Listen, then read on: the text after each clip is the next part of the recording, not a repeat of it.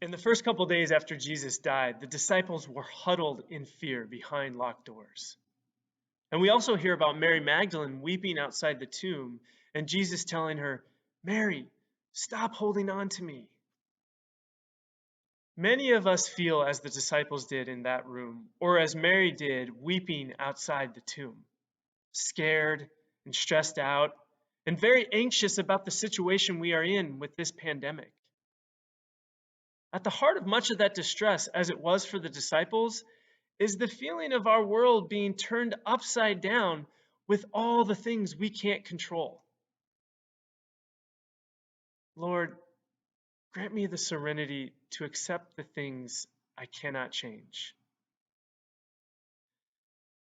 Jesus appeared to Mary Magdalene, and she went and told the disciples who were mourning and weeping. But when they heard her account that he was alive, they didn't believe her. When our world has been turned upside down, it can be paralyzing. For some of us, it may be hard to figure out what we can do or how we can help. It can be tempting to do nothing in the face of not knowing where to even begin. But we see examples in this week's resurrection accounts of taking action, and we see examples of that every day around us. We see the example of Jesus showing up and offering food or asking for food. He shows us a starting place when our world has been turned upside down. Start with the small things in your life that you can change, like being fully present to those around you at a meal, rather than stressing out over things in the world beyond our control.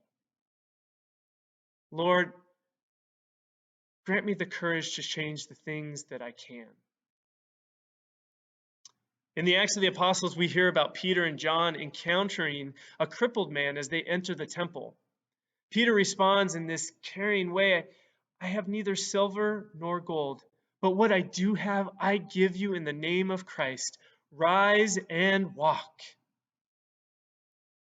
Peter and John couldn't change this man's lack of wealth. They couldn't control all the misfortunes he'd experienced by being born crippled, but they could change his physical status. So they healed him. They knew the difference between what they could change and what they couldn't change. Lord, grant me the wisdom to know the difference between what I can change and what I can't change. Many of you may be wondering how to pray and find hope in these challenging times of losing control. At a time in my early youth when I was really anxious and stressed out about many things, my mom introduced me to the Serenity Prayer by the 20th century theologian Richard Niebuhr. I cherish it still to this day. And during these unsettling times, it has brought me peace and hope. Maybe it can do the same for you too.